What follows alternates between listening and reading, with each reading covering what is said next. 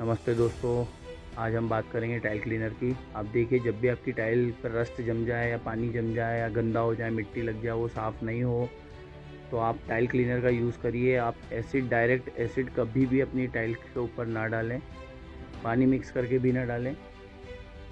जब भी यूज़ करें टाइल क्लीनर का ही यूज़ करें, इससे उसकी फिनिशिंग ख़राब नहीं होती है। अगर आप एसिड यूज़ करोगे तो आपकी टाइल ख़राब हो जाएगी। सैनिटरी के ऊपर भी आप डायरेक्ट एसिड ना यूज़ करें।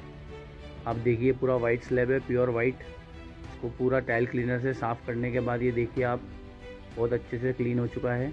और उसकी पॉलिश भी मिरर पॉलिश जैसी कंपनी से थी वो की वो ही वापस आ चुकी है।